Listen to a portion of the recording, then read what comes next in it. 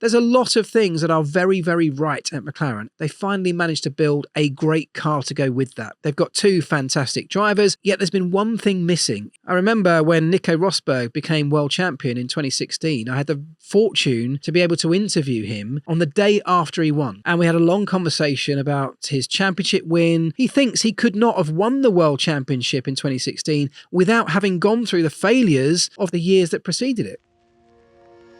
Hi, I'm Marc. I spent 10 years working at the McLaren Formula One team with the likes of Lewis Hamilton, Kimi Raikkonen, Fernando Alonso, Mika Hakkinen, but those are just the drivers. I also worked with amazing people behind the scenes, Adrian Newey, Ron Dennis. They all taught me valuable lessons that I now know are not just applicable to Formula One. My mission with this podcast is to help you to think more like a Formula One team might think about the challenges you might face in life, on a personal level, on a business level, being a parent, social challenges that you face. I hope you'll take away some valuable lessons that will help you on your own journey towards high performance. Welcome to Pitlane Life Lessons. Hey everybody, welcome back to the show. This week, what I want to do is start to pick apart McLaren's journey back to the top of Formula One. Because it's been a pretty epic journey, hasn't it? Particularly in recent months, we're seeing them now challenging for race wins, potentially even a world title. As I record this episode, we've just gone into 2024's summer break in Formula One in the longest ever season. And I would say that at this point in time, McLaren might be going into this summer break happiest of all teams. They're not leading either championship, but their rate of progression, their rate of development has been extraordinary over the last 18 months or so. And it's that journey that I'd like to focus on a little bit today, because what's been really interesting about that journey, the journey from very much a midfield team, and you don't have to go back very far, very many years before that to find them actually right towards the back of Formula One. This journey from that very low point for a team like McLaren to then get themselves right up to the top and challenging at the very top, that process has played out in public. It's not something that we actually get to see very often, is it? The journey towards success in any walk of life is often hidden, and we only really get to see it. We celebrate it when the success happens, when the big moment in time happens. In the business world, it's when a company gets sold for billions of dollars, or when it develops this incredible share price, for example, then it makes the news. In sport, it's the same thing. We only really hear about the big successes when a team wins the championship, wins the title, someone has some amazing moment of success, because that's the thing that seems newsworthy to us. It's everything that goes before that that's often hidden away behind the scenes. And that's exactly what happens in most walks of life. But in this world of Formula One, where we go very, very public on this global scale every couple of weeks, and in 2024, this is happening more and more. There are more races this year than we've ever had. Therefore, we get more opportunities to see the successes and the failures and that journey than we ever have done before. So if I think about McLaren's journey, what we've seen along the way from where they were to where they are now is some epic failures. We've seen some great moments of victory and success, some happiness, some joyful moments. We've seen a lot of very disappointing moments.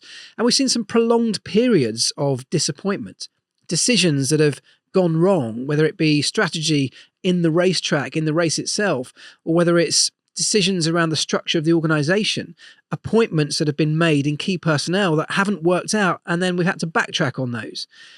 What's interesting about all of that is because we've seen it all play out, the biggest narrative is that those things are all failures.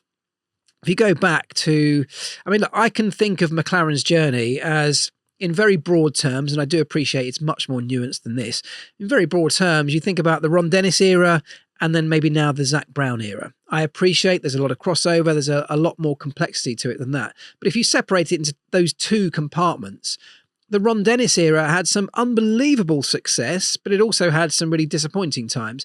I was fortunate, I would say, enough to be there through some very successful times at the team, but I also saw some seasons and some moments in time that were really unsuccessful, really disappointing, heartbreaking even. In the Zak Brown era, they've started from a very low point, effectively, made decisions that haven't worked, continued at this low point and struggled to get out of the back of the grid, only really finding the sort of form that gets you to midfield Formula One.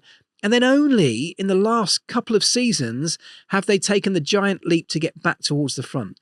So what is it that's happened? And what can we learn from what McLaren have been up to that we can take away and apply into our own daily lives? That's the very purpose of this podcast, to take away the pit lane life lessons from the things that are happening in the world that we love of Formula One that we can take into our daily lives. So if I look at McLaren, I think about the structural changes that have happened at the team. You can think about some key appointments over the last 10 years or so at McLaren, some major ones. Obviously, Zak Brown was one of those, but you could think about the likes of Jos Capito, for example. A big appointment. People had high hopes for Jos Capito's term at McLaren, but it didn't last very long at all. Before you knew it, he was out the door again. It hadn't worked. Something didn't click. They tried something, it didn't work, and they made another decision to rectify that or change it, and they've moved on. But then they've gone in through other people, things like Andreas Seidel. Again, somebody they had high hopes for, somebody that was going to be building the blocks at McLaren that was going to set them up for long-term success in the future. It didn't work, and they got rid of him and he moved on. He's gone off to join another organisation in this sport. It's happened over and over again, and not just through personnel, but through structural changes. The way the structure of the organisation is set up has changed on multiple occasions. But all of this happens very publicly, so we get to see it. And I think what's sometimes interesting about that, even if we just take the off-track stuff for the moment, is that it always looks like a failure. The media portray this as a massive, epic failure. They get criticised very publicly. It almost feels embarrassing from a team perspective to have to admit that they got something wrong. They had a big announcement or a big press release, they introduced somebody or something with a great big fanfare, and when it doesn't work, you have to sort of backtrack in that very publicly, and it can feel like there's a shame attached to that. It can feel like there's an embarrassment associated with it. My theory on all these things is actually we shouldn't be looking at it that way. Of course, Formula One is a results-driven industry, and you are always only as good as your last set of results. And given that we race so frequently and so publicly in Formula One, those results are published very, very frequently. We publish our results every week or every other week to the world. Most businesses, of course, don't do that. They publish their results either annually or maybe quarterly. There's a big period of time where we don't hear from any of those companies, those businesses, until the annual results are published. It's very different in Formula One. I think if we look at the decisions, the direction that McLaren have gone, if we go back 10 years or so, McLaren bounced around in lots of different directions, trying to figure out what was the right way for this company to look to build long-term success. When Zak Brown came in, he inherited a team or took over a team that had been struggling for some time. They had gone through that really difficult Honda engine period, an equally difficult Renault period that followed that. It was a difficult period of time where success just wasn't forthcoming. And actually, if I compare that to some of my time in the sport, when I worked under that Ron Dennis era through those successful times, the fact that we were having success regularly at McLaren, and a successful year for us was winning the championship, or at the very least, it was being in contention for a championship. If I remember back and I turned up to any Grand Prix and if we didn't have the expectation of winning or challenging for the win at that race, it was a huge disappointment. Something had gone horribly wrong. And that, luckily for me, was the case for most of my time at McLaren, where we went in at least with a chance of fighting at the very front. Now, that has this enormous impact on the entire organisation, the 1,000 or so people that work at McLaren.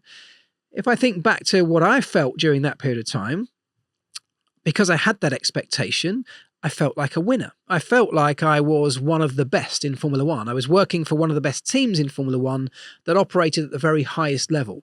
And that may come with an element of arrogance, and I suspect that absolutely occurs, and it did occur in my time. It occurs across the sport.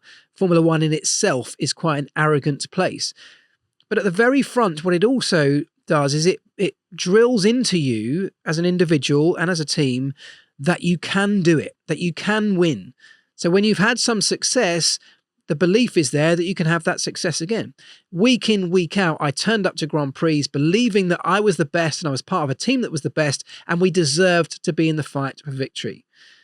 If you then fast forward to the Zak Brown era when he first took over, the period of time when McLaren really struggled, having gone through quite a long period of time without having any major success anyway, he inherited a team or took over a team where they definitely didn't have that belief.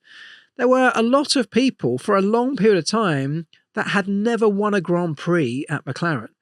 Now, I could never say that when I was there. Everybody at that team had experienced the pinnacle of success. We'd won world championships. We won races on a regular basis. At McLaren, in the 10-year period that's just gone, many of those people have never tasted what that success is like. They've never experienced it. And because they've never experienced it, it's difficult for them to get that belief that they can experience it, that they can do it. It's difficult to know you can be a winner unless you've been a winner.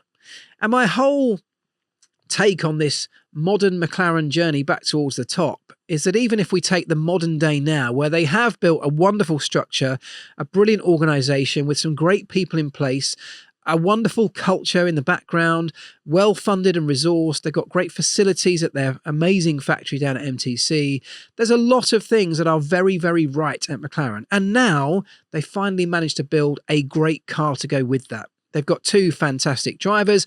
They've seemingly got all of the elements in place to go and win and dominate even this sport. Yet there's been one thing missing if we really analyse the last 6 months or so. From the time when they have emerged as contenders at Grand Prix, the one bit I would say is missing is that belief. It's that winning mindset. Because the winning mindset, a culture with a winning mindset in an organisation, thinks very differently to the culture of a mindset that is used to winning. And if you compare today's McLaren to, say, today's Red Bull or the Mercedes of a few years ago when they were dominating the sport, there was total belief in both of those organisations that they have full capability of dominating a weekend, of winning a championship, and they fully deserve to be there. Now, you might ask, well, what is different about that culture? What's different about that mindset?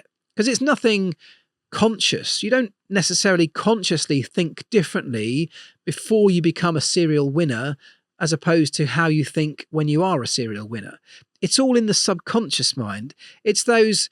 And it comes down to belief. It's those split-second decisions. And if we analyse a couple of McLaren's decisions in recent times, go back to the Montreal Grand Prix, the Canadian Grand Prix, which was that race where Lando had the opportunity to win. A safety car came out, and yes, it was a tight call, but McLaren chose not to bring him in when that safety car came out, put the fresh tyres on and go till the end of the Grand Prix, which everybody else did who had a little bit more time to think about it. McLaren chose to stay out, go round another lap, while I had a bit of thinking time and processing time to decide what the right thing to do was. But that extra lap behind the safety car, of course, brought them out behind the eventual winner, Max Verstappen. And, of course, it potentially cost Lando Norris the race win. Now, I've analysed this in many of my YouTube videos and in lots of conversations and podcasts since.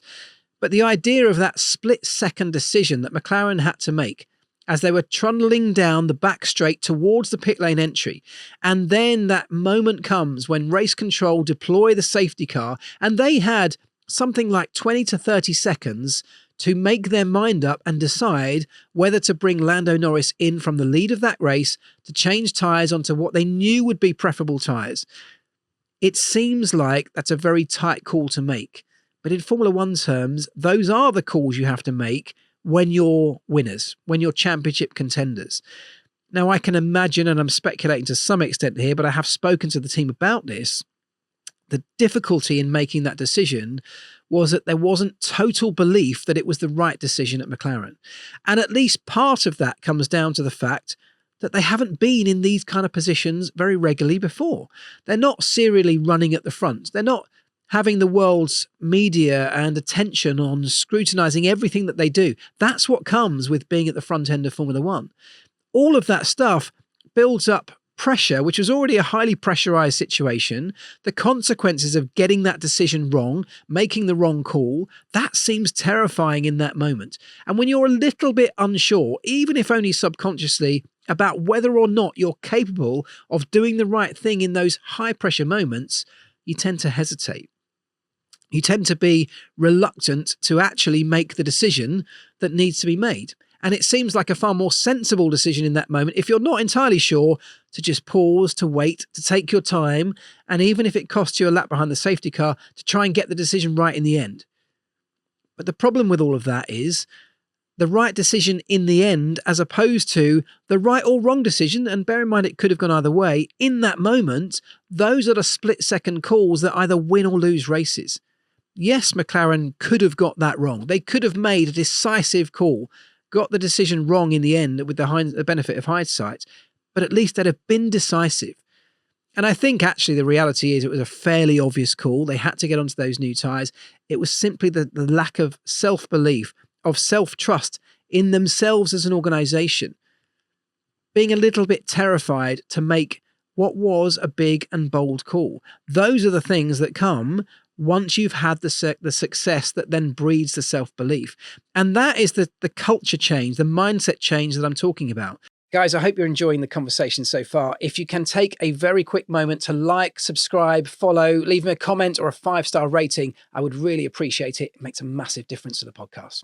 If the roles were reversed and Red Bull were in that same situation in Canada that McLaren were in, had to make the split-second call, I firmly believe Red Bull would have made the decision and brought Max Verstappen in from the lead of the race, and he'd have probably gone on to win it anyway.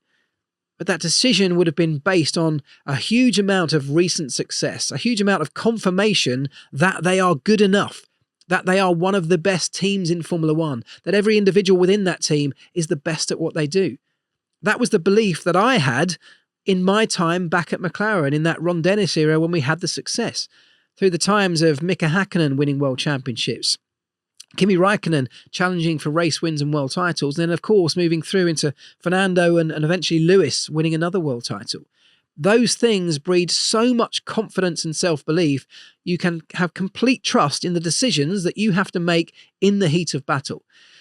And to bring this back to McLaren's current day, and I'm, by the way, not in any way criticising McLaren in part of this, because my biggest takeaway from everything I'm sharing with you now is that this is just part of the process of getting back to being a winning Formula One team. And you can switch this over and carry it over into the general realms of life. I believe any of us can also take something away from this. Whatever it is you're trying to achieve and be good at, whether you want to become a world champion, whether it was you want to scale the heights of your own organisation and reach the very top, be the best at something, or just generate success, whatever that might look like for you. The journey towards it, this bit that often happens in the shadows, in the background that I'm talking about, that we never really get to see, but we experience it on our own journeys, those things are messy. That journey to success is messy. It's littered with failure. We often, as I said at the beginning, we don't get to see so many of the failures, but in Formula One, we've seen exactly that. So whilst you can look at that decision and that moment in time for McLaren, and there have been others in the races that followed, which potentially have cost McLaren and maybe Lando Norris victories in Grand Prix, whilst we see those play out in Formula One, we can be very critical. We can openly analyse them, and we can openly discuss them as mistakes for McLaren. With hindsight, you could say that there may have been a better decision, and quite often there is. Hindsight's brilliant at showing us those things. But the truth is, this is just their journey back towards the very top of the sport, and I firmly believe McLaren will be a dominating force within Formula One very, very soon. They're almost there. They have the quickest car in Formula One right now as I sit here today. They are missing some of the final bits of the successful organisation they need to be to dominate the sport in the way that Red Bull have recently and Mercedes did before that. And those bits are that self-belief. It's that confidence that will be coming with every one of these steps. Because of course, from every one of those, in inverted commas, failures, every one of those decisions that maybe didn't play out in the most optimal way, comes a huge amount of learning. But the confidence they can take from those things is that they were in those positions in the first place. They're now in a position as a team where they are having to make decisions that could win or lose them Grand Prix. You've only got to go back a few years to say that would be a fanciful idea. That's the sort of thing that they were dreaming of back then, to have the opportunity to be making those decisions. So the process is you go from what was this very low point that McLaren had, You gradually start to chip away at things and you build things, you try things. Some of them go right, some of them go wrong. As a result of that, you course correct all the way, sometimes having to take backward steps. And doing all of this in this public way that we've seen happen at McLaren has meant we've all got to see it. But along that journey, hopefully from each one of those things that maybe didn't quite go correctly or didn't go as well as it could have done, you get a little bit closer to the winning answer.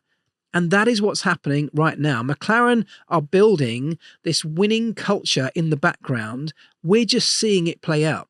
I suspect there's an element that we're expecting too much from McLaren right now. We're expecting McLaren to get everything right, to make every decision correctly and to get the right outcome from those things. But that might be an unrealistic expectation given the stage of the journey that they're on. If you give it another 6 months, maybe a year, and we move into 2025 with the current cars carrying over and their current performance level, presumably transitioning into 25 as well, that's maybe exactly what we will see. 2024 might go down as the final part of this really difficult learning journey. The journey, of course, never stops, but it could be the final piece of the jigsaw puzzle in building the winning mindset. The one thing I believe is not quite there, building that winning mindset to coming back and then taking charge of this sport, consistently winning, doing a Red Bull, doing a Mercedes, and coming back to dominate. And eventually, I firmly believe it will result in them becoming world champions. It's building all of the pieces of the jigsaw in the background, which is the key part. And the fact that we've seen it happening, I think is amazing. I think it's enlightening, it's insightful, and really impressive that McLaren have been able to share that in the public world, not get caught up with the failures, not get brought down with the criticism that's come from the world's media and fans, but take each one of those potential failures, potential weaknesses, and analyze it as we do everything in Formula One, build on it, and incrementally improve back towards the top. It's an impressive journey. This idea of failure or getting things wrong as part of the process, I believe is inevitable. I don't believe you can come into any walk of life and immediately be truly successful and sustain that over a period of time without having failures along the way. I remember when Nico Rosberg became world champion in 2016, I had the fortune to be able to interview him on the day after he won. And I've talked about some of this before, but I got to be driven around. He took me around in a 4x4 around the Mercedes-Benz World Off-Road track. And we had a long conversation about his championship win, the journey to getting there. Of course, he'd been in that long battle with Lewis Hamilton as his teammate for many years. And in the years prior to him winning the championship, he'd been pretty convincingly beaten by Lewis Hamilton. And most people would look at that as a series of failures for Nico Rosberg. And only in that final year did he manage to overturn it. But when you speak to Nico Rosberg about it, he doesn't see any of that as failure at all. He thinks he could not have won the World Championship in 2016 without having gone through the failures of the years that preceded it. Each one of those taught him something that he was then able to put in practice to take on this massive fight and overturn the unbelievable talent and skill of a very experienced multiple world champion in Lewis Hamilton. It took everything from him in that year to do that. But a big part of what he says enabled him to do it were the failures of the year before, because he got to understand what he'd done right and wrong. He got to understand gradually what it took, as in the previous years, maybe he hadn't put enough time, energy, resource or effort into a particular part of his preparation. As it was in 2016, he said it took everything. It's part of the reason why he didn't come back and try and fight it, because he wasn't prepared or able to give up that level of sacrifice on a personal level, but also from his family perspective, because it took so much to beat Lewis Hamilton. But he only knew that by not doing it correctly the years before. Same thing happened to us at McLaren in 2007. We had this disastrous year with Fernando Alonso and Lewis Hamilton. We lost the World Championship on the very final day in Brazil. Kimi Raikkonen went through and won from third position in the championship going into that Sunday afternoon. He came out as champion. We went away empty-handed. And it was a really difficult year on so many levels. And I'm sure if you don't know the story, go away and Google it. It was a disastrous year for McLaren. But I don't believe it's any coincidence that just 12 months later, we won the world title at McLaren. I'm not sure we would have won that world title having not gone through that disastrous year of the previous 12 months. We learnt so much, and often it's about learning what not to do as much as what to do. In 2007, we made a huge number of mistakes, but by analysing those mistakes, by understanding them, by making sure we could then put things in place in our organisation, in our culture, that meant we were unlikely to face those same mistakes again, that's how we were able to deliver a championship just 12 months later. It was an amazing period of time, but the mistakes and the failures were just an inevitable part of the journey.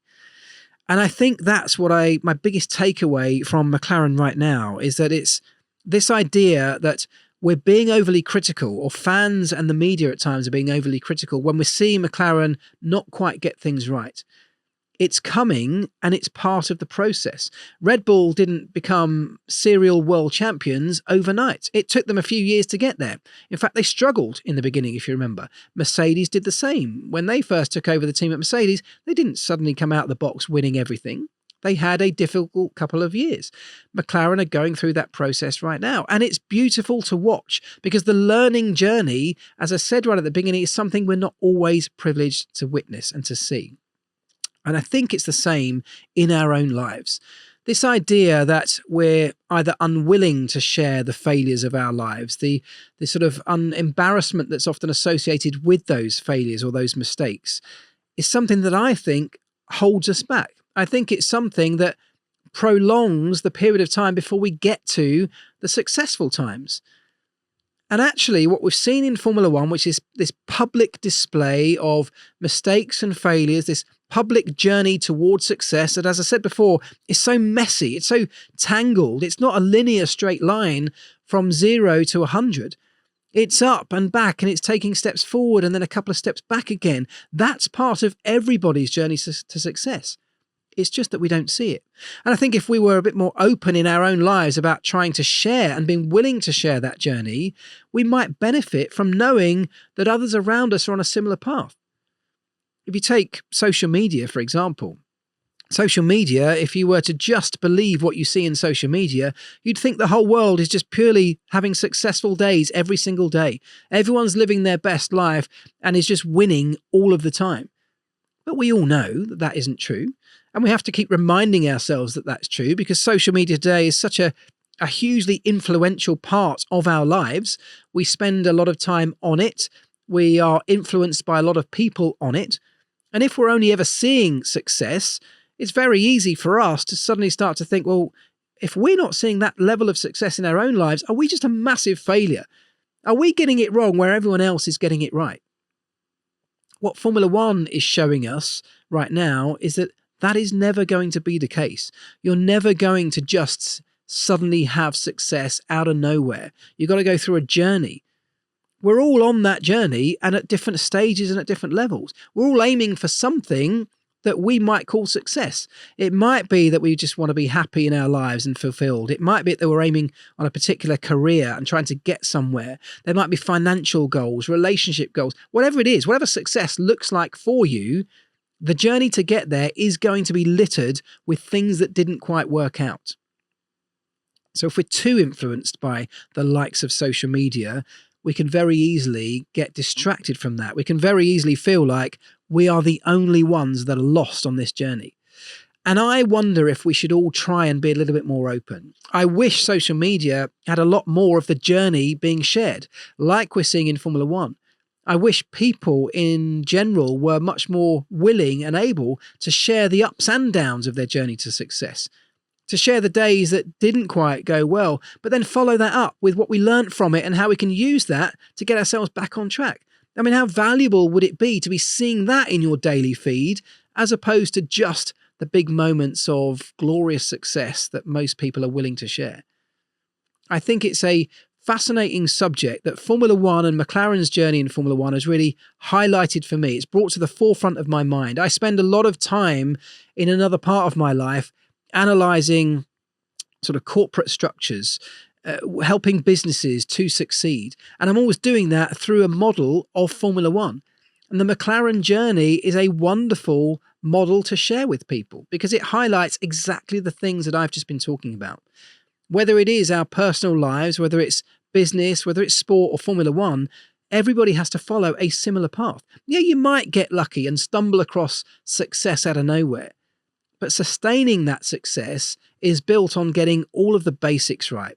McLaren have been building the basics in the background for a long period of time. It's the resources, it's the facilities, it's the structure and processes that are working in the background of Formula One. Of course, it's the people. When you get all those things right, then success tends to look after itself. And it takes a bit of time because you have to program those people to believe that they are the best in the business. But you program those people by going through the ups and downs along the journey. Now, the other part of what McLaren have been learning in the background and in the foreground, quite frankly, as we've seen play out recently, is the idea of getting comfortable enough to take these big decisions and risks, as I said earlier on. Quite often, whether it's in business or life or in Formula One, taking risks is absolutely a part of getting to the front, is getting to the top. And the very nature of taking a risk is that they don't always work out. There is an element of unknown about it. It could go one of two ways. It might work for you or it might not. Now, in Formula One, we're always trying to calculate those risks so that we've got enough data or information to make sure that we're giving ourselves the best chance of taking the right risks. But the idea of getting comfortable with the very thought of taking risks is something that has to be built. It has to be bred within an organization. And it comes all the way back to that idea of self-belief and self-confidence. If you don't have any of that confidence, you're going to be far less likely to be willing to take that risk. McLaren are gradually putting those pieces in place right now with a very quick car, getting results here and there. And each one of those, the good results, the good days, is a stepping stone or a platform in which they can leap off to the next level. That's what's happening right now, this idea of taking risks. And I think the same applies to us. We need to be able to take risks in our lives. If you want to push the boundaries in anything, in our own worlds, whether it's through business or sport or any other aspect of our lives, risk-taking is a part of progress. If we want to move forward, there's going to come a time where we have to leap into the unknown. And that could be any part of our career. How many opportunities have come your way and it seems like a bit of a risk? It could be a job opportunity. It could be leaving your job to start a business. I speak to so many entrepreneurs who are terrified of taking that leap. They've got an idea. They want to start a business. But on the flip side of that is this comfortable situation that they're currently in where they're getting paid a salary for a company, but it's a job they don't really enjoy. Taking the risk is the necessary step to progressing.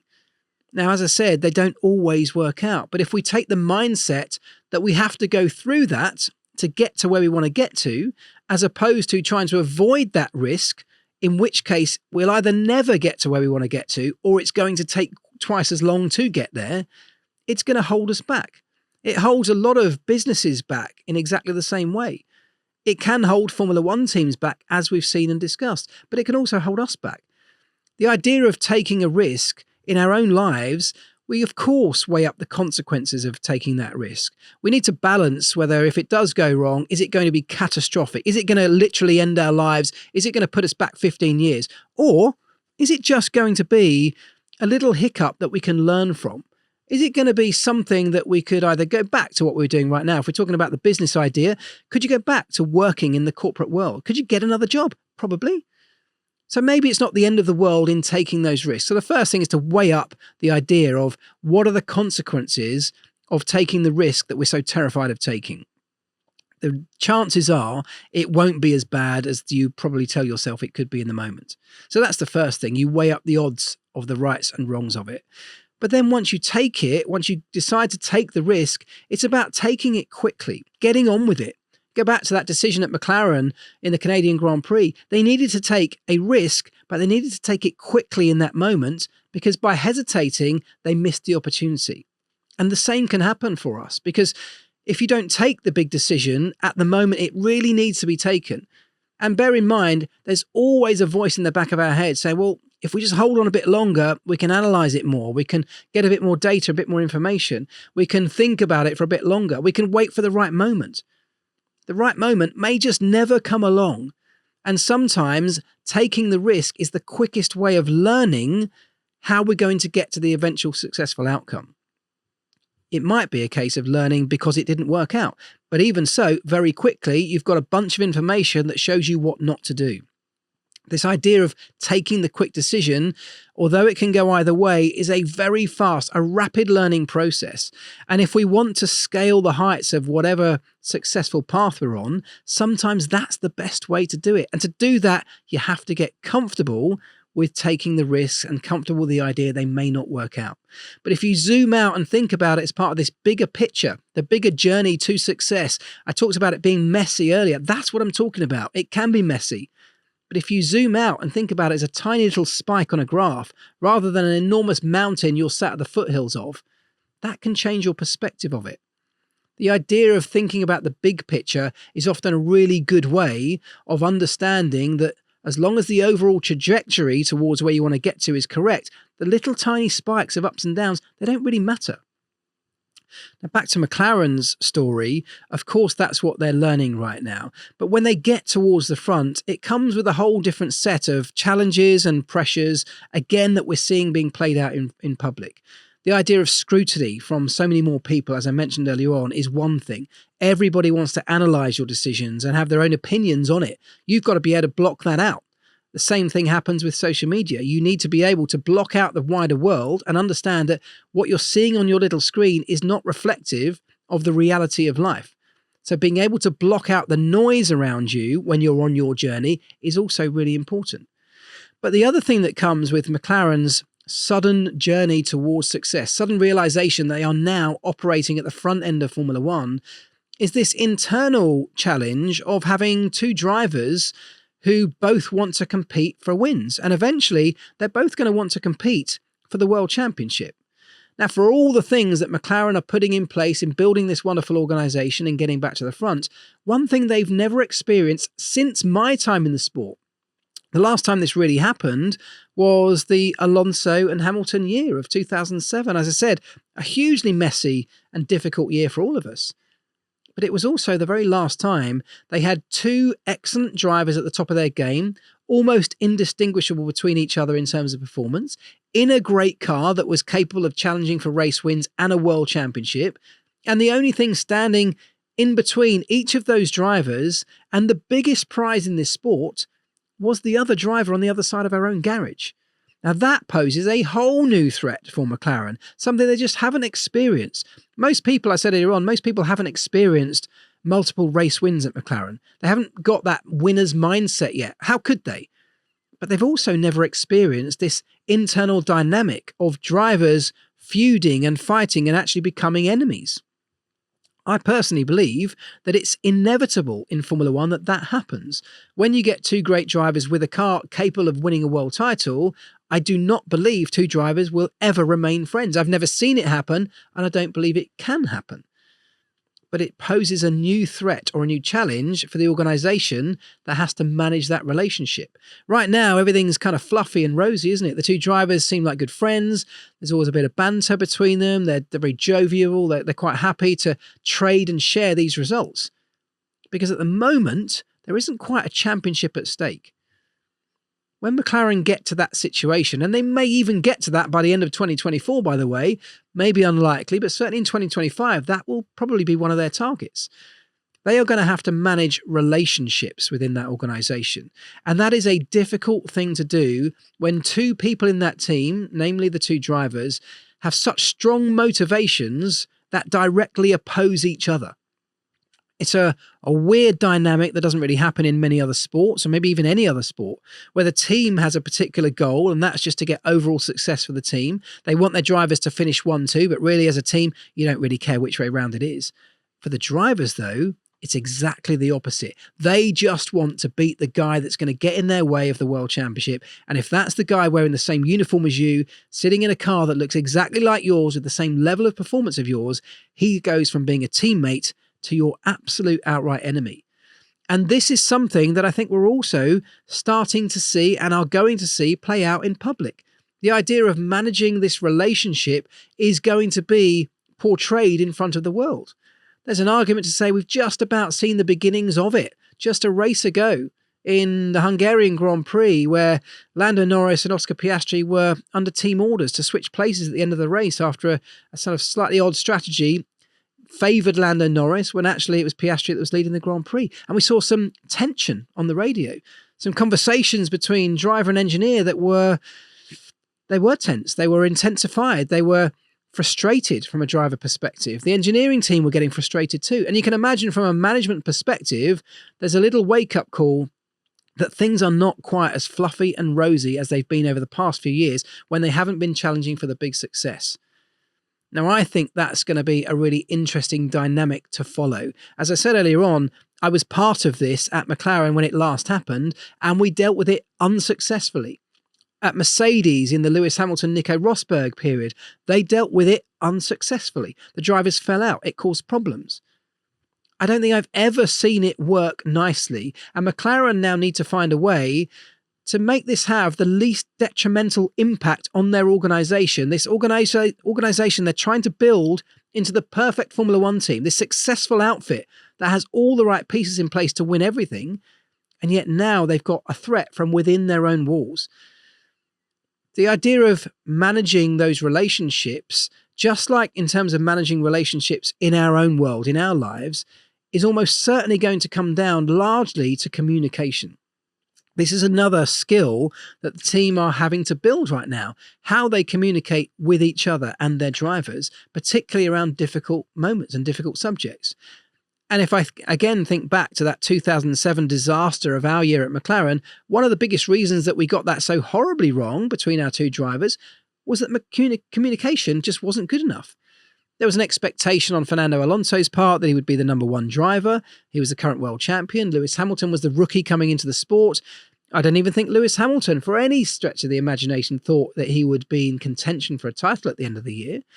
But no one explicitly talked about it.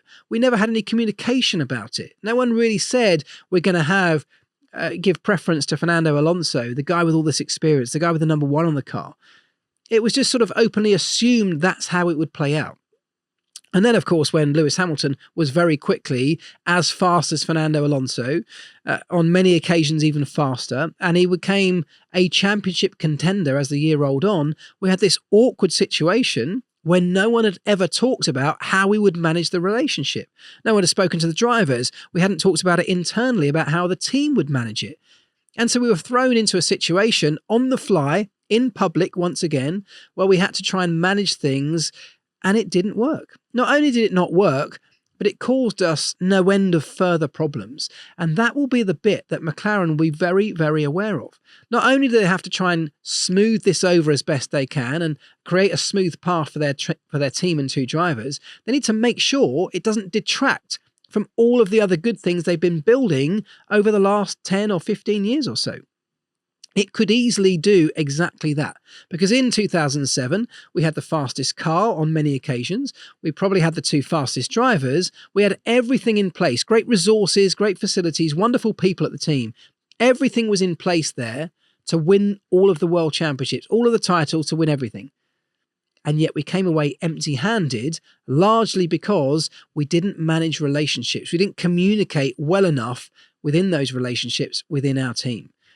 Communication is so key to relationships everywhere across the world. McLaren are going to find this out right now.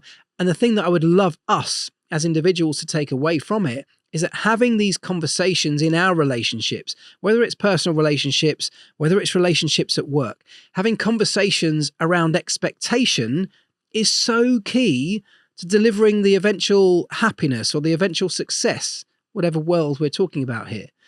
In a personal relationship, having a conversation about what each party in that relationship expects out of the relationship, whether it's a marriage or a romantic relationship or something else, business partnership, the expectation versus the reality is what ends up creating either something successful, whether it creates happiness, or whether it creates something disastrous and misery. If your reality doesn't match your expectation in a negative sense, you're going to feel pretty low. If it exceeds your expectation, you're going to feel great. But if you never talked about those expectations, both sides of that relationship can have very different ones without the other party knowing. That's what happened to us at McLaren in 2007. And if McLaren today are not careful about how they manage those things, and I'm sure they will be, but if they don't have great, clear communication, if they're open and honest, and they set out expectations from everybody within that part of the organisation, from drivers to engineers and management, they run the risk of the reality of a situation as it unfolds when a championship might be at stake, not meeting the expectations that the various parties had, yet never talked about. And that can be one of the most destructive things in any relationship. I think we're going to probably wrap things up there, but I think this journey that McLaren are on, messy though it is a brilliant one to watch. I hope you can take a number of things away from what you're seeing in Formula One right now, particularly focused on McLaren, and take them away and apply those to your own life. Think about your life in the context of a Formula One team like McLaren. Your own journey to success, in whatever way that looks for you, will have lots of similarities to the journey that McLaren are on right now, because everybody's journey to success does. It's just that, as I said before, we very rarely get to see it and watch it play out. We rarely get to analyse it in the public forum that we are with Formula One and McLaren. So have a think about that. Have a think about the journey you're on, whatever your goals and targets are right now. Try and zoom out a little bit and don't get too disappointed with mistakes or with failures or with things that don't quite work out. Zoom out a little bit and understand it's part of a much bigger picture. Think about what Nico Rosberg said to me. Those failures in the years before he became world champion were not really failures. They were just a part of the journey to getting where he wanted to get to. McLaren are on a similar journey right now, and I'm sure many of you are on something similar. So have a think about it, analyse it, and draw out what you can. Thank you so much for listening today. I hope you appreciate it. I appreciate you joining and listening and being part of this. I appreciate all of the messages and the interactions from all of you. So please do keep those coming. Let me know what you think of this episode and some of the others. And I'd love to know who you think I should try and get onto the podcast in the future. The more of you, of course, that like and subscribe this podcast and give me a follow, the more those numbers grow, the bigger the guests I should be able to get on the podcast as well, which should benefit us all. So if you can do that and spare a moment, that would be wonderful. A review wherever you listen to the podcast is also massively valuable.